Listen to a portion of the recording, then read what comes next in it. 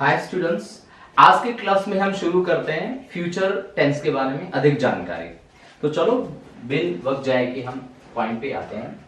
इस टेंस में क्या होता है डियर स्टूडेंट्स, फ्यूचर इंडेफिनिट में, कि इंग्लिश में कुछ आइडेंटिफिकेशन स्पेशली कौन सी वर्ड्स दिए जाते हैं। जैसे एक वर्ड होता है टुमारो, ठीक है, ये वर्ड दिया जाता है टुमारो, एंड इसके अलावा नेक्स्ट प्लस टाइम दिया होता है। नेक्स्ट प्लस टाइम अगर किसी सेंटेंस में दिया जाए स्पेशली इंग्लिश में, तो वह सेंटेंस हमेशा फ्यूचर इंडेफिनिट टेंस को सिग्निफाई करता है। अच्छा नेक्स्ट, अब ये टाइम जो है ना, time includes a lot of things. Time में बहुत सारी चीजें शामिल होती हैं। कौन कौन सी? जैसे हम ये कह सकते हैं, जैसे नेक्स्ट संडे, नेक्स्ट मंडे, इस तरह से कह सकते हैं, ठीक है। हम ऐसा भी कह सकते हैं जैसे next Holi, next Diwali. It means festivals के बारे में भी हम जो है कह सकते हैं, ठीक है। जैसे हमने ये कह दिया, ठीक है, next Holi, next Diwali, next Christmas आदि हम कह सकते हैं। इसी तरह से नेक्स्ट को लेकर के हम ये डे भी कह सकते हैं। जैसे नेक्स्ट डे तो टुमारो ही हो गया, लेकिन उसके अलावा हम ये कहें कि नेक्स्ट वीक हम कहेंगे, नेक्स्ट मंथ कहेंगे, नेक्स्ट मंथ। और जैसे हम कहेंगे नेक्स्ट ईयर, ठीक है डियर, इस तरह से हम जो है कहेंगे। तो ये जो शब्द हैं, आदि शब्दों का प्रयोग दरअसल फ्यूचर इंडेफिनिट टेंस में दिया जाता है। अब किस तरह से दिया जाता है, इसकी ओर भी हम चलते हैं। सेंटेंस में इनको इंप्लीमेंट करके मैं आपको कुछ एग्जांपल्स देता हूं। मान लीजिएगा पहले मैंने एक सेंटेंस रखा, जैसे ही ब्लैंक स्पेस और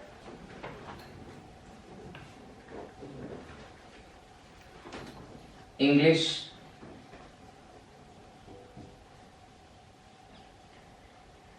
टुमारो, और यहां पर अपन को ऑप्शन दिया ए, बी, सी और डी, चार ऑप्शन दिए। पहला ऑप्शन दिया विल रीड, सेकंड ऑप्शन दिया शैल रीड,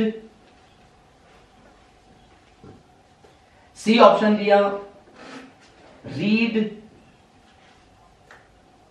डी ऑप्शन दिया रीड्स। तो ऐसी कंडीशन में हमें सही विकल्प का, क्योंकि इस सेंटेंस में हमारे पास टुमारो दिया हुआ है, इसलिए इस सेंटेंस में हमें या तो विल या शैल का प्रयोग करना है। अब अगर आपको ध्यान में हो तो मैंने आपको बताया था कि किस तरह से हमें टेंसेस का भली प्रकार से यूज करना चाहिए। ये चीज हमने पहले भी अपने क्लास में मैं दे चुका हूं आपको।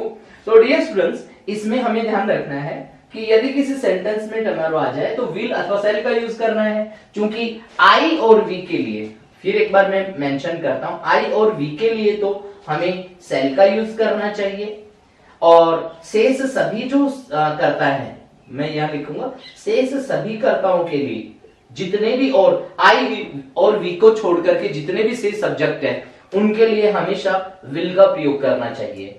और आपको ध्यान में होगा कि विल और शैल के बाद सदैव मैन वर्ब की फर्स्ट फॉर्म का यूज करना चाहिए।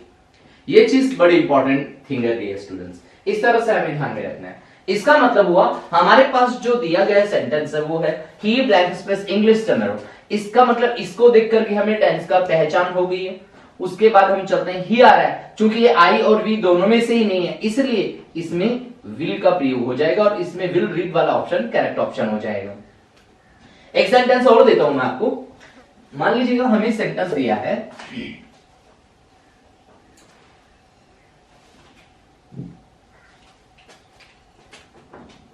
सेंटेंस दिया दे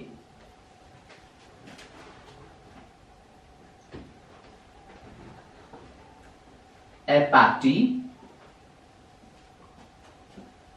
next year, ये सेंटेंस दिया, और यहां पर आपको ऑप्शन दिया A will organise,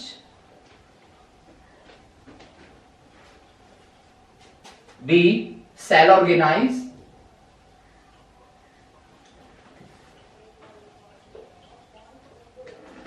C organize, और डी ऑर्गेनाइजेस।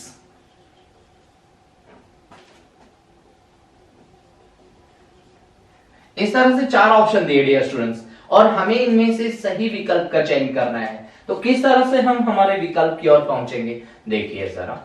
तो सबसे पहले हमें चाहिए डियर स्टूडेंट्स टेंस की पहचान करना। अब हमारे पास इसमें टेंस की पहचान करने के लिए क्या दिया है, नेक्स्ट ईयर। अब नेक्स्ट ईयर को देख करके हमने फ्यूचर टेंस का आकलन कर लिया। अब चलते हैं हमारे विकल्प की ओर।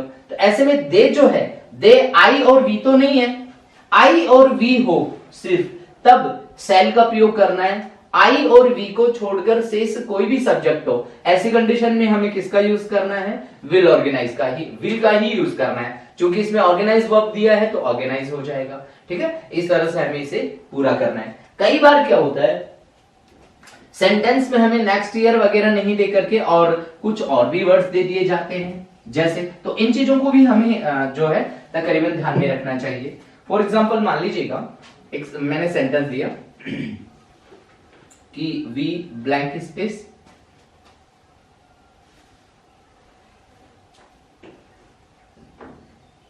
Principles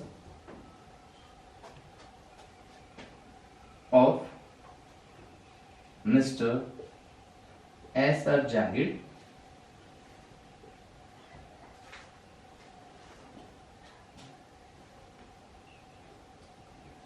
in a English study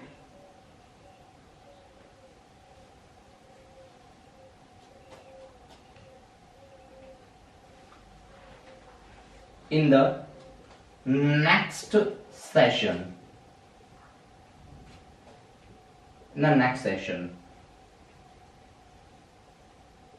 अब हालांकि मैंने आपको नेक्स्ट सेशन नहीं बताया, लेकिन फिर भी हमें ध्यान में रखना है डियर।